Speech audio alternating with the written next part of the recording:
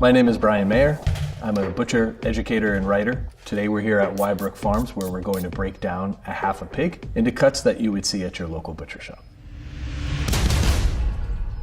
So the first thing that we're going to do is we remove the leaf lard. Leaf lard is the most neutral of all fats, which means it doesn't have a lot of taste to it. Traditionally, it would be used in things like pie crust and stuff like that before the advent of shortening.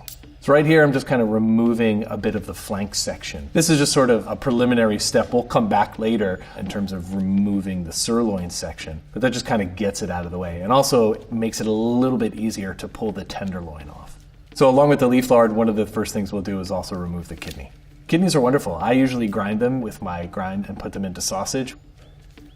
So here I just follow along the lumbar vertebrae right to where it turns into the sacral vertebrae and right into the H-bone. And I just follow along a very natural seam. And you can very easily pull off the tenderloin once you sever those first connections. It almost comes off by hand. So here we're going to remove the shoulder section. For our purposes today, I was counting between the 5th and the 6th rib. And that's traditionally where a butcher hog would be broken. If we were cutting it for charcuterie, we would want to elongate certain muscles. So we would cut between, say, the 6th and the 7th for charcuterie. And what I'll be able to do is basically joint. So I'll be able to remove this section without sawing. And what that does is that helps the life of the carcass. I'm not sawing through something, so I'm not generating heat, which will cause the muscles to oxidize a little quicker. And I'm also not injecting a little bit of the bone dust into the muscle. So now I'm going to remove just a little bit more of that flank section. And you can see back here with that skin, this hog is hung for about 7 days, so it's really dry. So that skin is pretty tough to break through. So I'm just moving it out of the way because what I want to do is expose this last vertebrae in the lumbar section. And what I'll be able to do here is the same thing. I'll use the weight of the animal to joint and not have to saw. And that piece comes off fairly easily.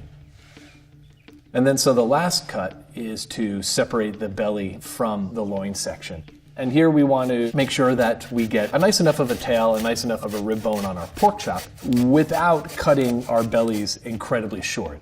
Bellies get turned into bacon. Bacon is a great value-added product for butchers. Everybody loves bacon, so it's definitely within the butcher's best interest to have as much bacon as possible. So these are the 4 primals: your shoulder, loin, belly, and ham, along with your tenderloin, leaf lard, kidney, and the head. And then from here, we're going to break them down into other cuts. So we've got the shoulder section here, which consists of the butt, the picnic, and then a hock and a trotter. Here what we're doing is removing the trotter from the rest of the arm bone. I was planning to do zamponi, but with the skin being as dry as it was, I thought maybe we'd joint the leg instead. So first the trotter comes off. Then we're going to locate the joint between the ulna, the radius, and the humerus. We'll cut across, and then we'll use the weight of the entire shoulder to break that piece off. And so we're going to saw the picnic and the butt in half right along this natural curve in the spine. You don't want to saw through muscle, so we'll stop, we'll make a cut, and then again a bit of the scapula is still in there. So we'll stop, we'll saw again, make our way through that bone. Once we're through that bone, we'll continue to cut through again. So now we have our 2 sections. We have the top portion, which is the butt, and the bottom is the picnic. So here I'm just removing the spine, and that's a really great cut to use if you are making something like pork rillettes. And so what you would do is you would take those bones along with some fat, some spices, and some alcohol, cook those things down, drain off the fat, peel the meat off the bone, put that meat in a jar, pour the fat on top of it, wait for it to solidify, grab a baguette, and eat. Here what I'm doing is I'm seaming out the longissimus muscle and some of the other shoulder muscles, and I'm just following right along the shoulder blade. There's a very natural seam there that it can just peel right away. And there I'm just pulling off a little bit of that excess fat. That fat will get used in sausage, that fat will get rendered to cook with later, and the skin is really great. We can take skin and turn it into things like chicharrones, or we can just add it to our stock. So here I'm just following this very natural seam, and I'm removing the longissimus muscles, which will make up the coppa, from the bottom portion of that muscle, which is the serratus, which will get cut into the pork denver. So here I'm just removing a bit of the scapula that's still left in. Traditionally, this would get turned into sausage. And I think it's really great that we pulled the top half of this section away and used this for steaks and for roasts. And we're really trying to minimize the amount of trim off here. So here I'm just following along the natural seam, and I'm going to remove a little bit of the skin. And what we can do is we'll just turn this into a boneless, skinless pork roast. These muscles in this particular part are pretty tough, so they're going to need low, moist heat to break down all that connective tissue and collagen. Here I'm following the natural seam, and what I'm removing would be what is considered the short rib or spare rib. These I'll leave whole, or what I can do is cut them into individual spare ribs. One of the really great things about pig is every bit is usable. From the blood, from the skin, from all the offal that's allowed to be used. I think that the only one that we're not allowed to use are the lungs, but really everything gets used, and I think that pigs really exemplify whole animal butchery. What I'm pulling off here is something that you don't normally see, and it's the pork brisket. And again, it's just another way to have a sort of more usable, versatile, a slow cooking roast. I'm going to take the remaining section and I'm going to tie that up into a full roast. And here I'm just basically squaring it off, just making it into a sort of a more manageable, useful cut. So here's a breakdown of the shoulder. And now what I'm going to do is trim and clean these cuts in a way that you might see them in a butcher shop. So I'm just removing silver skin. Maybe if there's excess fat, I'm getting rid of it. Maybe if there's some oxidized areas. One of the things that I love to do with hocks is to pierce the skin, and what that's going to allow is some of the moisture to escape while it slow cooks, so that'll get that really puffy skin. Here I'm taking the spare ribs, and all I'm doing is just separating them right between each rib. So that's the pork brisket. I'm just going to remove some excess fat. Again, something that you don't normally see, but it's a fun cut to try. Here we're just kind of removing some of that excess fat, and that'll go into getting rendered, or that'll go into sausage, and then again the skin gets used in stock. The skin you can make chicharrones, which is wonderful and great, but is a long, arduous process. Another great thing that you can do with skin is pet treats, and it's a really, really healthy snack for them. So now I'm working with the picnic that we have left after we removed the brisket.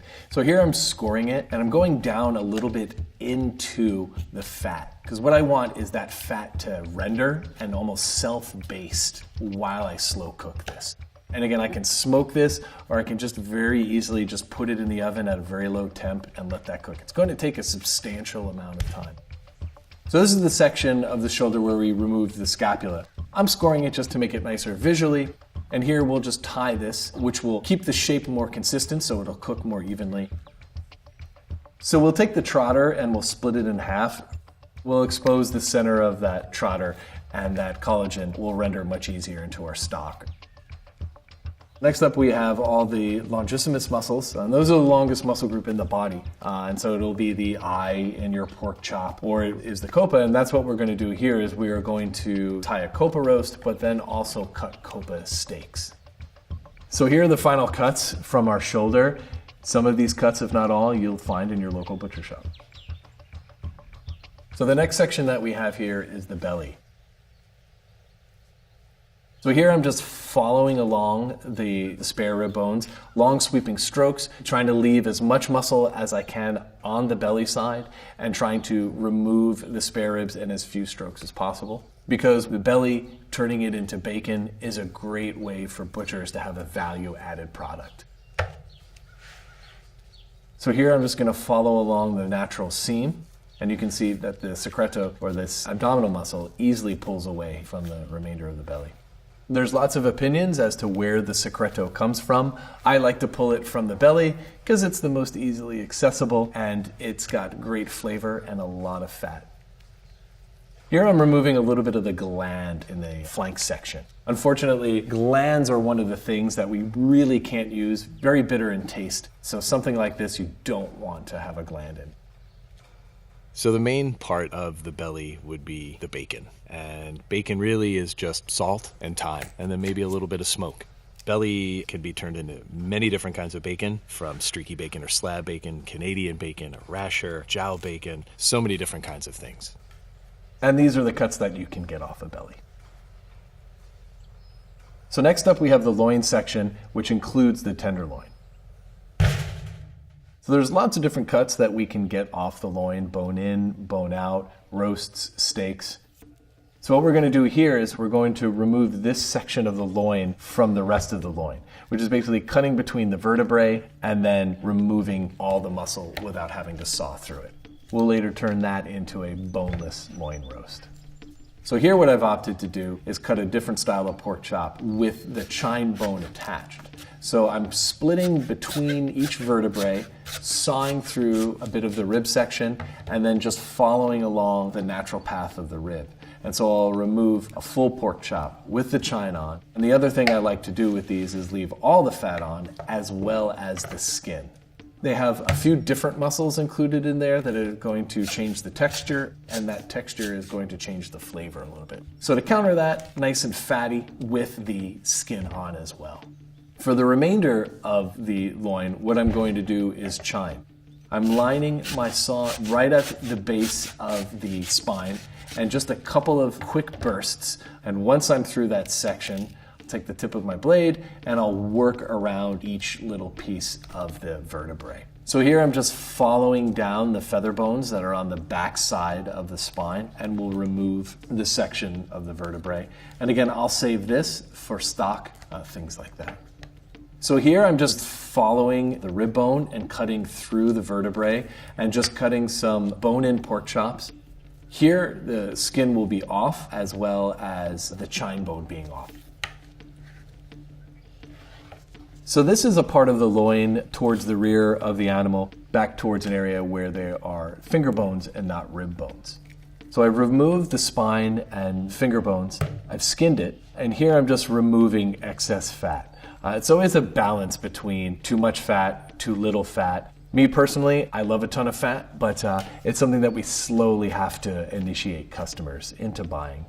And then here I'm going to just score it again just for some presentation, and then I'll tie it. And that tying will keep it in a more uniform shape, and that will aid in a more even cooking. So the last part, we're going to tie something that's sort of traditional holiday roast, if you will. So we're going to tie what is essentially a pork standing rib roast. Skin off, leave a good amount of fat on, not too much, and expose or French the ribs. And really this is all just presentation. Personally, I love to leave all that fat and meat on the bone, but for presentation's sake, it looks really nice. So to go ahead and French a bone, first you want to scrape between the bone and remove any of the intercostal meat. So that's the meat in between each bones. And then really, it just depends on how you feel like doing it. I kind of do a version where I scrape off as much meat and then I'll take a clean rag and use that rag to pull off. Some people really want to see clean bones. I think I'd leave some meat on there just because I'm so anti-Frenching things.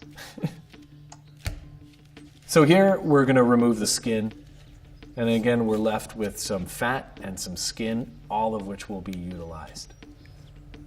So the tenderloin is the most tender muscle in the body. What that equates to is a lack of flavor. So to help mitigate that, I leave a good amount of fat, or as much fat as I possibly can. But one of the things that we will have to remove is the silver skin. So that fascia isn't going to break down when you roast it normally.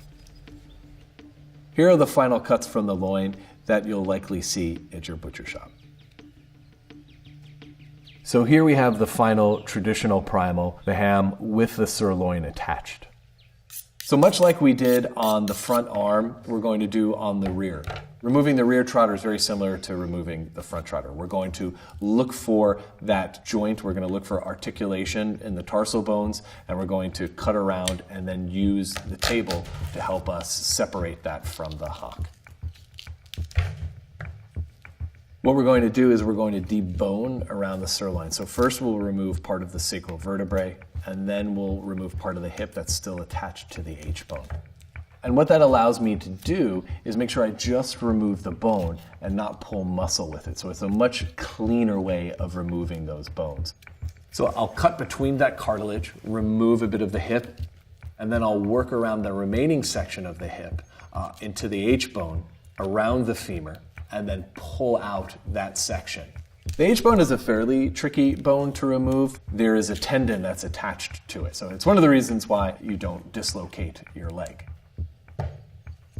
The rear hock is a little bit different from the front arm in that the rear hock has a stifle joint. So it's almost a straight cut through that section. So we'll remove the tibia from the femur by locating an area just below the patella and the kneecap. And that area right below the patella allows us to sever that section very easily. So now we can remove the sirloin section. So we follow right on top of the tip of the femur. And as you can see, we get a much more full piece of sirloin. Great for cutting steaks or turning it into a roast as well. So here's the breakdown of the ham. Next, I'll cut them down even further into parts that you might see in your butcher case. So here again, I'm just skinning and taking off some of that excess fat. We're going to cut some bone-out sirloin steaks. A lot of flavor. There's a lot of muscle groups in there, so that texture is adding to the flavor. I like them much better than a pork chop.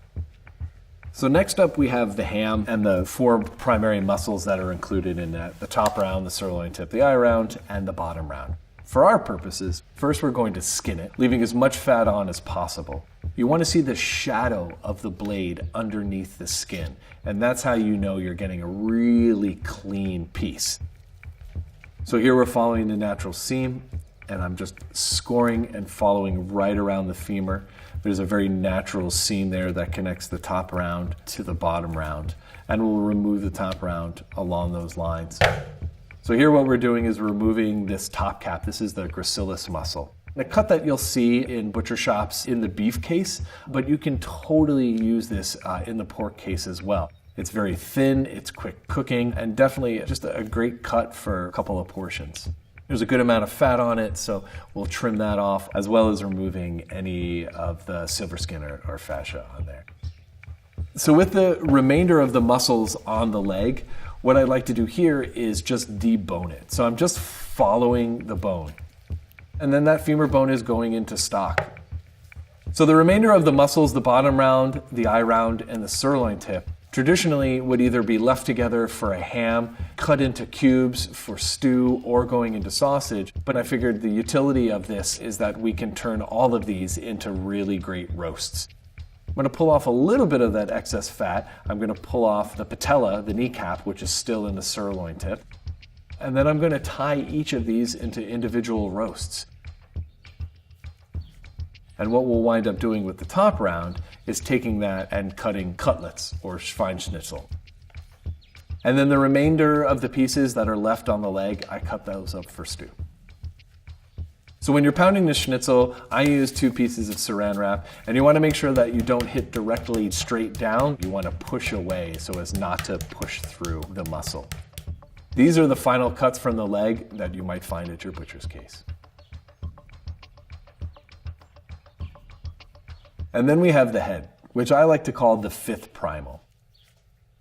So first things I do is I remove the ears. You can leave them attached, but traditionally what will happen is those will get sliced into strips. They'll get cured along with the head and the tongue, and those will get put into the skin and rolled up and cooked along with it. So I'll remove those. What we're going to do here is something that's very typical in charcuterie, which is removing the entire skin along with the muscle from the skull into something that's called porchetta de testa, or fromage de tête. And here I just follow around the skull. I start at the top of the head and then working down along the sides of the skull.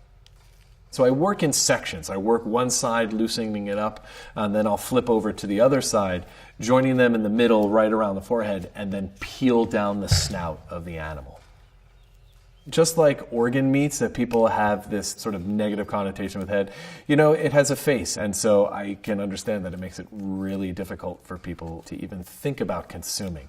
But again, talking about pigs and their overall utility, it's just so great that you can take every single part of this animal and turn it into food.